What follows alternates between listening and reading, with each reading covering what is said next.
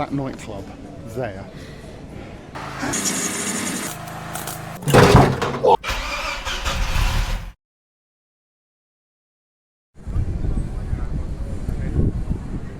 Hi everyone, I'm on holiday. I will also admit, in front of you YouTube, I will admit I have had a glass of wine, so I might be a little bit more animated than I am normally. I just thought it was worth doing a bit of a recap to the beginning, because it was 13 months ago, almost to the day, that I brought the Royale. I found it on eBay, and I found it 48 hours before I was due to go on holiday, and I went and looked at it 24 hours before I was due to fly out, and I committed to buy it, not knowing what I was getting myself into, and I flew straight out here, and I actually organised the whole project. The sort of, I organised Ricky, who does recovery services for salvage rebuilds. They're based just up the road from me. If you've never watched salvage rebuilds, please watch their channel. It's absolutely fantastic. They are not professional YouTubers at all.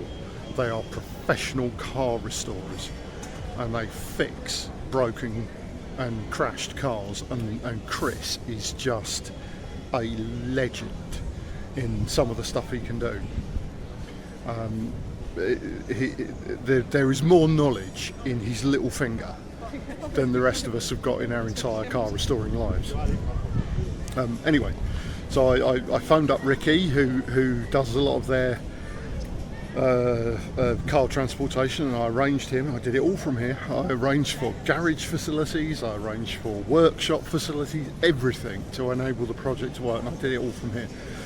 And I actually decided to document the project on YouTube, and I remember naming the channel and actually sitting and changing my personal YouTube account to a channel in that nightclub there while I was over here. So I've kind of come back to where it all started, and it's probably a good time to have a think about some of the things we've done. Complete new inner wings on the car from somebody who couldn't weld but built complete new inner wings. Sills, repair patches on bottoms of doors. Recently did the chassis rails and a complete refurb of the underside. Built an engine out of two. I've learnt to work to a level of precision that I didn't think was even possible. An engine rebuild, a gearbox rebuild, a carburettor rebuild. It's an amazing thing that's happened, actually, and it's kind of, you know, if you've got one of those "I'm too stupid to know I'm not capable of doing this" attitude, that you can achieve anything. The car now runs and drives. You can put the keys in it, and it will just drive, and it will drive really well.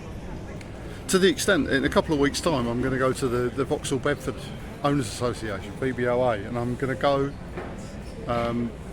with total confidence. I know that I can put the keys in it and start it, and it will get me there. And that's amazing.